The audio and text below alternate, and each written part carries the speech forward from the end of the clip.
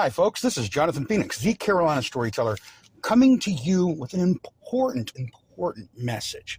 Okay, this is an adult podcast, so it shouldn't be listened to by children. And if you're listening to this, I assume that you're an adult. And if you're not an adult, that's bad, because some of the things that we cover on this podcast are topics that really younger ages shouldn't be listening to. There's murder, there's death, there's blood, guts, and gore. Things that really they don't want to be exposed to. So as an adult, I'm going to ask you to keep the kids away. But I don't think every one of you is doing it. So I'm going to have to do something to curb this behavior if you don't stop. Maybe I'll tell your kids where Santa's real address is. Or maybe I'll tell them where babies come from. Or how to get a hold of the Easter Bunny and the Tooth Fairy. Or maybe I'll just tell them why the mailman always brings them birthday presents and why Daddy is really mad about it. So remember, keep the kids away from the adult material and enjoy the show. This is the Carolina Storyteller. Hey folks, welcome back to the Carolina Storyteller. I am your storyteller, Jonathan Phoenix, here with another great episode for you guys. A couple of announcements first. Valmont, the Black Raven Chronicles, now officially has its own page. There's actually a teaser trailer out. There will be another trailer, not a trailer, but a prelude kind of lead-in to give you a hint of what's going on. That'll be dropping this week. You can find it just by looking up Valmont, V-A-L-M-O-N-T. Just about anywhere. It's making sure that it's distributed on every possible podcast hosting service I could think of. It's going to be hosted through Podbean.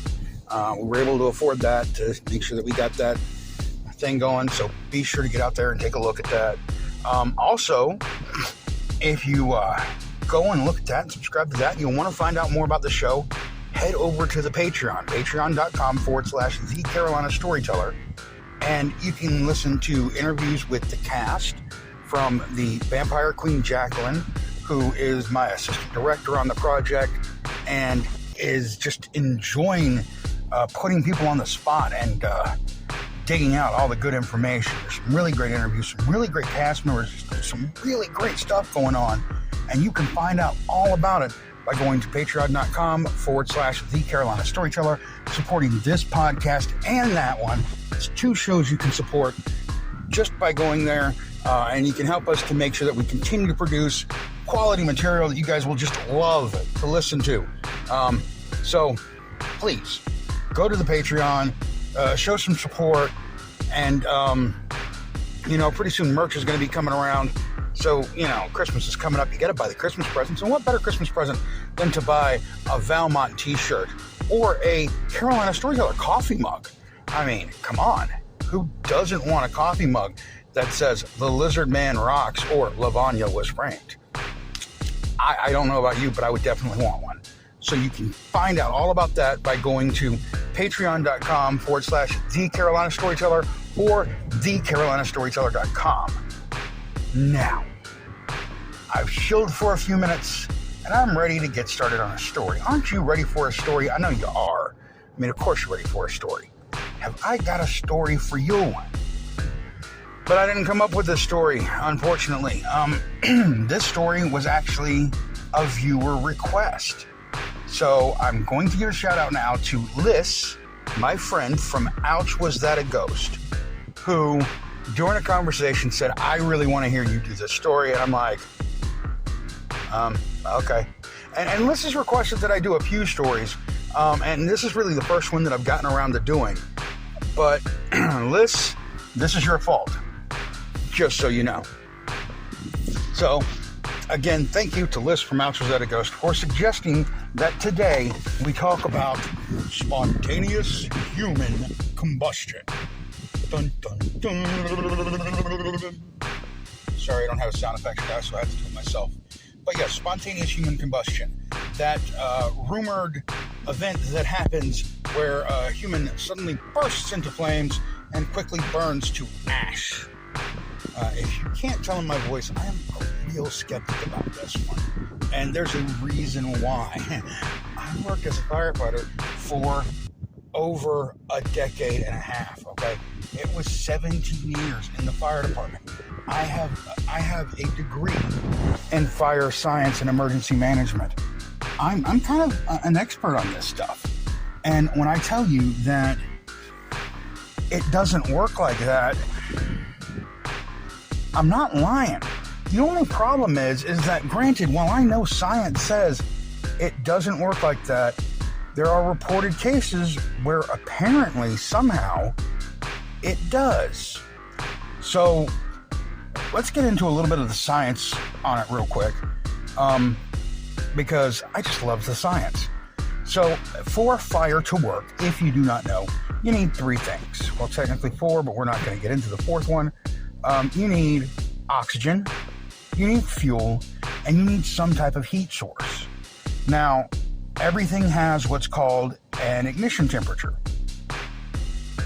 That is the temperature at which it lights on fire by itself. For paper, it's 451 degrees Fahrenheit.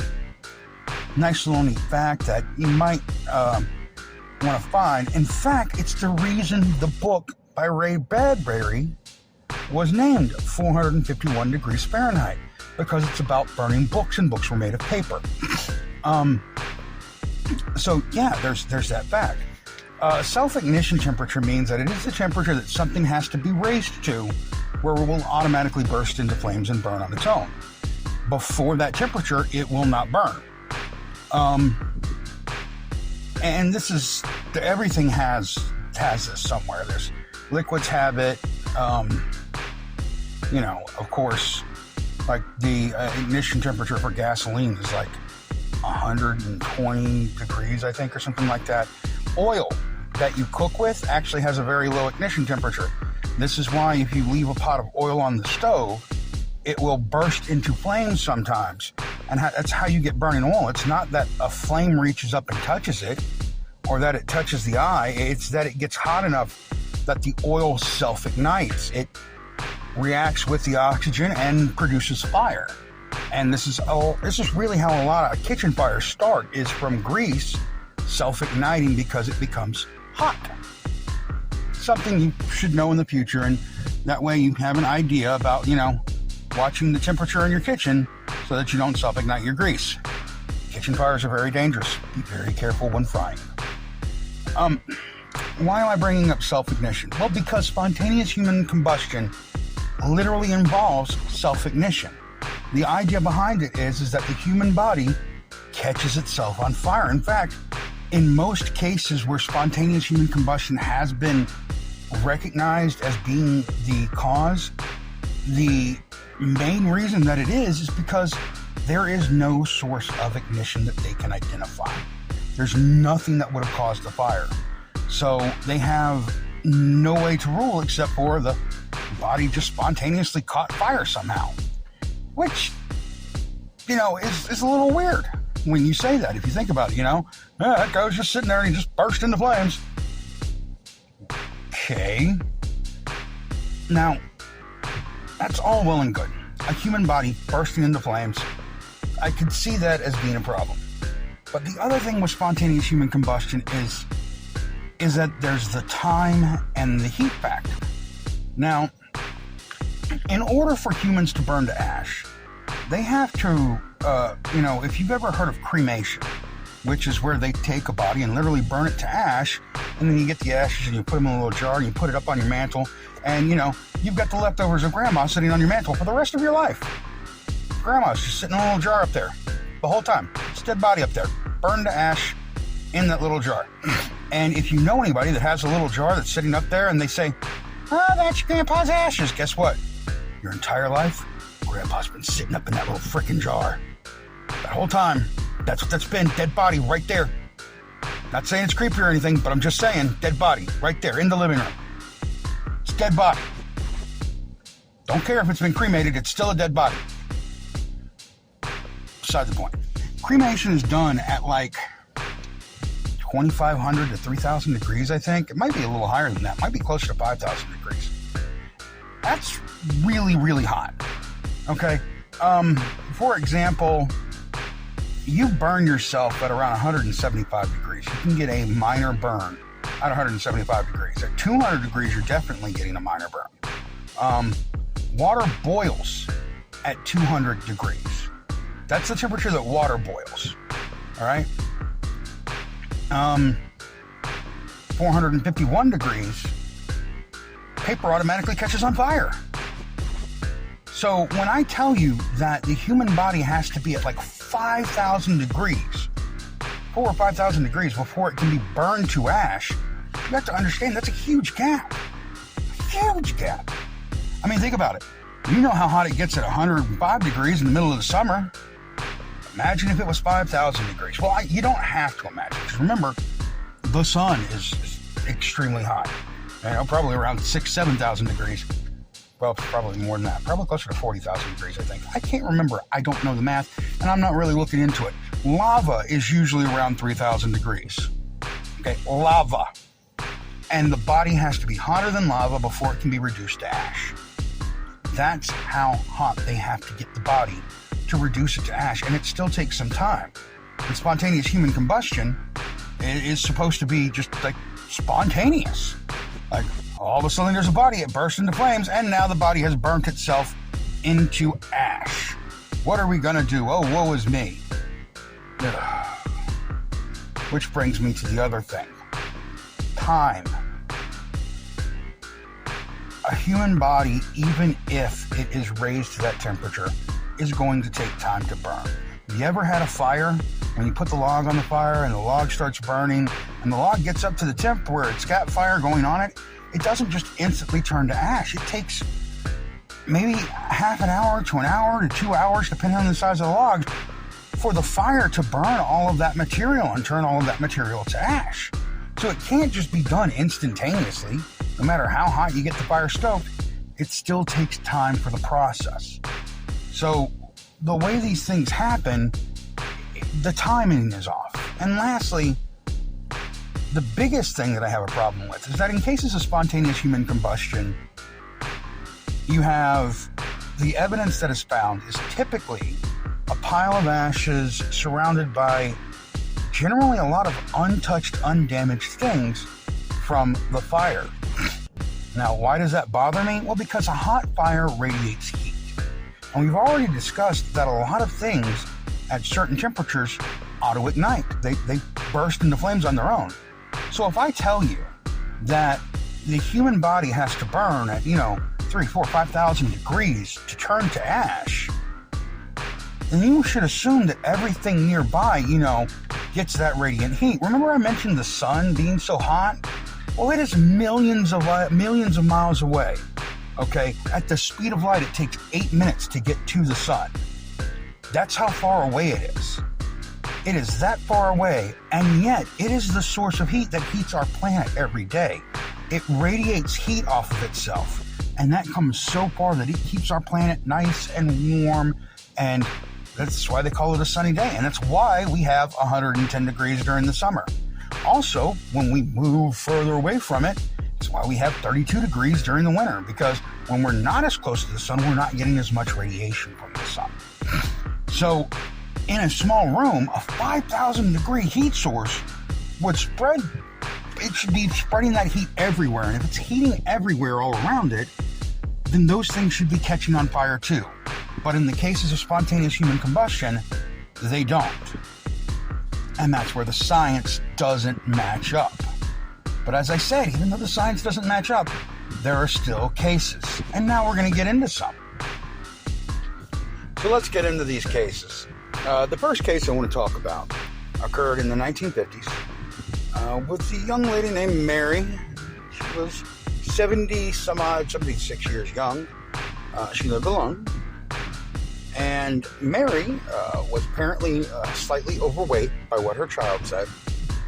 And what happened was one morning, her neighbor was apparently walking by. She smelled smoke, and she reached to touch Mary's door to knock on it and felt like the door and doorknob were very hot. So she immediately contacted the fire department. The fire department, of course, arrived. They too smelled the remnants of smoke, like there had been fire. Not that there was fire, but could be that there was fire going, and it just wasn't a big fire yet. And they felt that the door was warm, but not like, oh my God, there's a raging inferno behind it. They forced entry into the apartment, and what they found was in the middle of her living area, kind of separated from everything, was her easy chair that she liked to sit in. In the easy chair, which was scorched and burnt to a degree that was no longer usable in the center, was a pile of ashes. Her hands and her legs from her knees down were all that remained. The legs, of course, sitting in front of the chair. There was nothing else left. It was just gone. They found no source of ignition. They found no clues as to what could have caused her to have been burnt so badly. There was no accelerants found. There was no, there wasn't anything nearby that could have burned her. Her daughter postulated that because she was overweight and because she was a smoker, her daughter believed that she had fallen asleep with a cigarette and was wearing a nylon fabric type of, muumuu or night dress, and she fell asleep with her cigarette. The cigarette dropped and lit the night dress on fire, and the night dress lit her on fire. Before she was able to react, the smoke and inhalation killed her basically in her sleep, is what the daughter probably thought had happened. And then her fat itself continued to stoke the fire and provided the heat accelerant, because of human fat. It's fat, which is technically grease, which we all know grease causes a grease fire, and it was the fat that gave it the accelerant that allowed everything to be burnt to ash.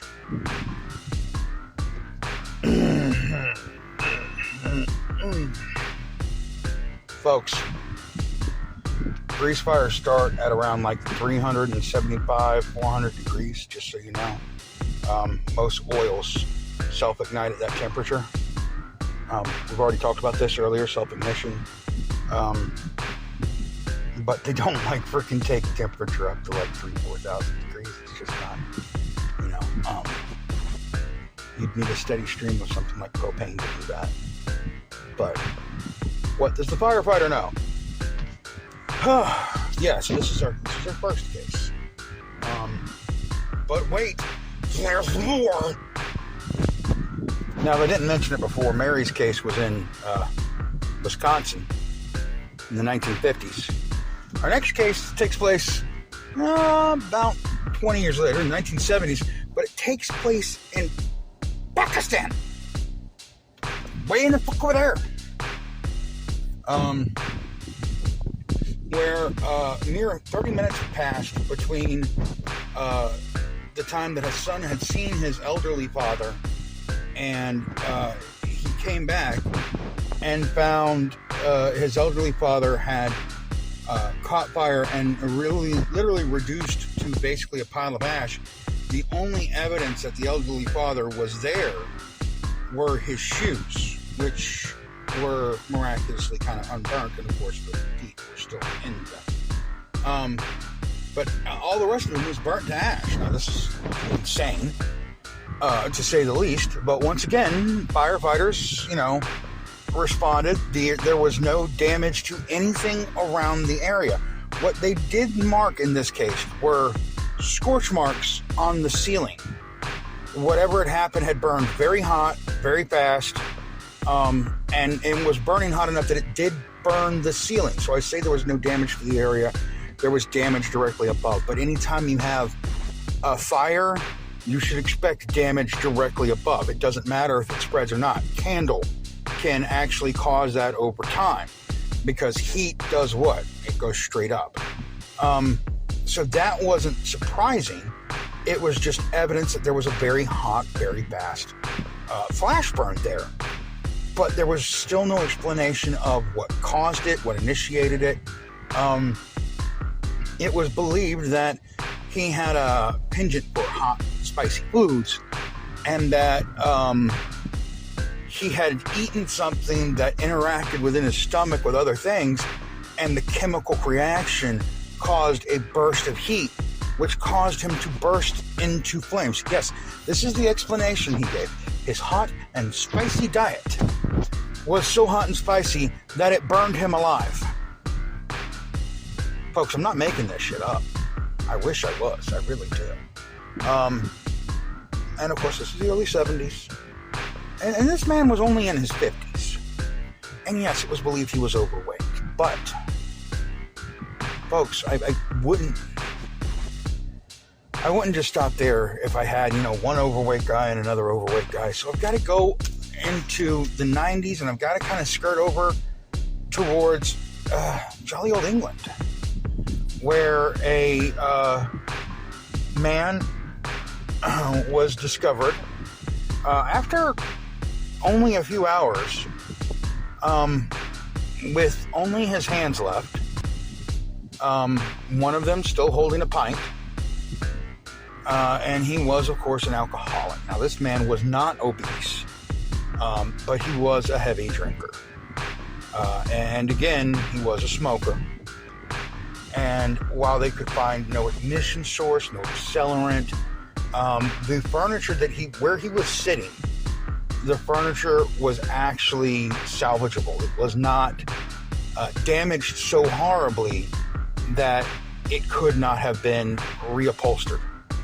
Unlike Mary's in the first case that we talked about, which basically the center of the chair was just burned. Or the guy from Pakistan who's, all he had left were boots. This guy, he literally was a pile of ash except for one hand. And it was the only hand that really wasn't on the chair. It was reached over holding a glass on a table. And that's really the only reason that it survived, is because it wasn't near the actual center of the fire. And we call it the heart of the fire. Again, like I said, the investigations, they show up with nothing, no clues. Which, of course, that puzzles people. Lastly, we're going to go to the 2000s. We're coming back to America again. This was actually in 2007, which ironically is the same year my youngest son was born. But this was in the middle of the summer. And again, this one was a smoker. They were found in their bed. The bed was intact, but they were literally a pile of ash. It doesn't really give a statement. And this was in text, by the way. It didn't give a statement as to how long they had been left there, but it was assumed that it had been at least 12 hours since anyone had seen them, since they had said they were going to bed. The mattress was burned in the shape of their body. There was a burn there that was in the shape of the body, but the mattress and everything around them was kind of untouched. And again, remember what I said, radiant heat should have caught the fire, should have spread the fire. There was no spread for this fire. And that's just 4 cases. And understand that these are the 4 modern cases that I was able to come up with, but there have been reports of this going back hundreds and thousands of years. Spontaneous human combustion was accounted for as far back as the Romans and the Egyptians, probably in ancient China too. I just haven't had a chance to look and see how far deep it is. This thing has been going on for thousands of years, and we keep coming up with either we say it's spontaneous human combustion, or we come up with these cockamamie Rube Goldberg style ideas of how the fire killed someone.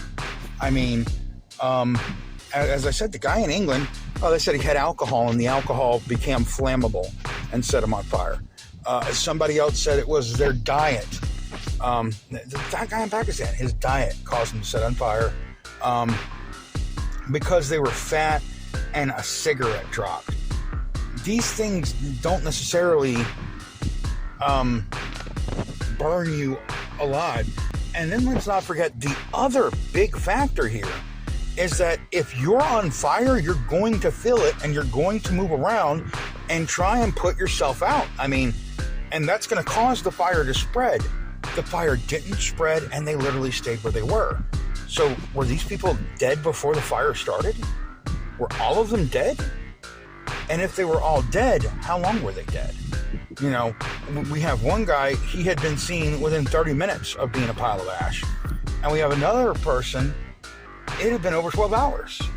So what's going on here? I do have a theory, okay? And it's called the smolder theory. Now, I say that, you know, things can't burn unless they're at this ultra high temperature that has to be reached in order to set fire. But that's not entirely true. Because if something does start burning and it smolders long enough, and you see this in smoldering fires, it will break down to ash over time. Now, what it is it's not that it's turning to ash at a lower temperature. It's that a small area, very small, minuscule, almost microscopic, is reaching that temperature over time, and that area is spreading. It's the same thing that happens with your cigarette. As you smoke a cigarette, you know, the heat is at the end of it, and it's a very small area that's that hot. If the heat were able to radiate more or it were hotter, the cigarette would burn up instantly.